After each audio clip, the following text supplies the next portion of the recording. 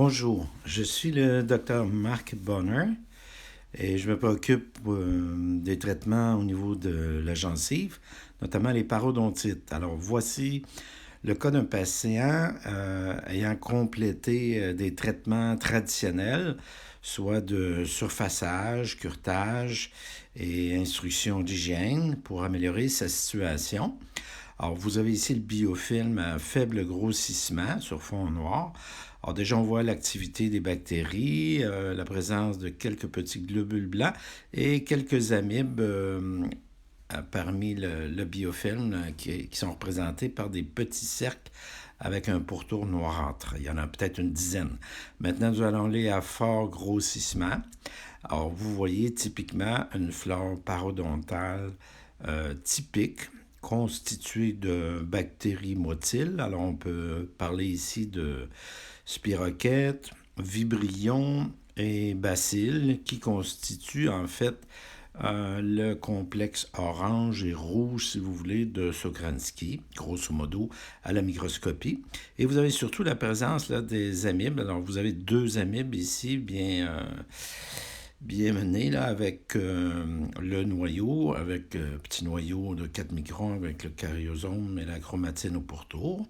4 microns.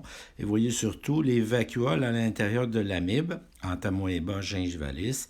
Et ces vacuoles sont les restes des noyaux des globules blancs qu'il a phagocytés durant la journée. Alors, j'exprime un peu ce biofilm-là parce que c'est un patient, en fait, qui a eu les traitements traditionnels, traitements mécaniques, surfaçage, etc. Et le biofilm a été pris à la suite de ces traitements dits standards. Et ce que je veux un peu démontrer ici, c'est que malgré des traitements mécaniques standards, le microbiote ou le biofilm post-traitement est toujours le même. Alors, pour ainsi dire, malgré des traitements, et c'est les traitements qui sont donnés en général à peu près tout le monde, le biofilm est toujours en état d'infection. C'est toujours un biofilm pathogène. Alors, vous voyez ici une énorme amibe avec une plus petite à sa gauche. Alors, vous voyez que l'amibe ici a pu déjà phagocyter une vingtaine de noyaux de globules blancs. Vous voyez ici aussi un peu le déplacement de l'amibe qui s'en va là. Alors, le mouvement amiboïde qui s'en va vers le bas et la droite. Alors, on retrouve typiquement la même flore, si vous voulez, qu'avait le patient en début de traitement standard. Alors, cela nous permet de confirmer que ce n'est pas ni avec des curettes, ni avec des instruments mécaniques qu'on va enlever le biofilm. Bien sûr, ça peut permettre d'enlever le tartre, mais ce n'est pas l'idéal. Ce qu'il faut en premier, c'est enlever ce biofilm. D'accord? Alors, c'est la première chose à faire, c'est de désinfecter le patient.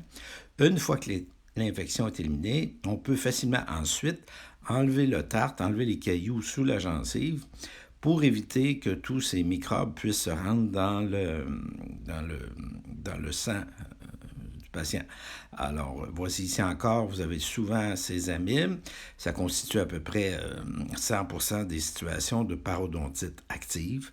Or, vous avez les bactéries, certaines grammes négatifs, on voit un pourtour blanchâtre autour des petites bactéries, toujours quelques amibes, ici il y en a encore au centre, typique, avec le noyau et les vacuoles de phagocytose, quelques globules blancs avec les petits granules qui dansent à l'intérieur, qui font 15 microns, en bas, une petite amibe qui démarre un peu sa vie.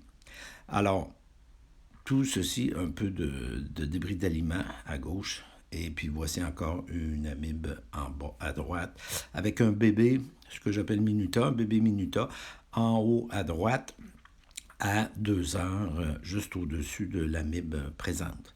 Alors, c'est bien important de comprendre que les surfaçages traditionnels n'enlèvent pas la maladie ni le biofilm. Il faut faire une certaine désinfection. Et cette désinfection-là, au préalable, avant d'utiliser les instruments pour aller jouer dans la gencive. Sinon, on envoie tout ça dans la circulation sanguine. Alors, vous voyez typiquement encore une amibe ici, une qui va vers la gauche, celle du dessus va un peu vers la droite. Alors, on voit typiquement les vacuoles de phagocytose des globules blancs qui sont clairement visibles, ce qui rend bien sûr les parasites, les amibes entamoeba gingivalis pathogènes dans les maladies parodontales. Merci.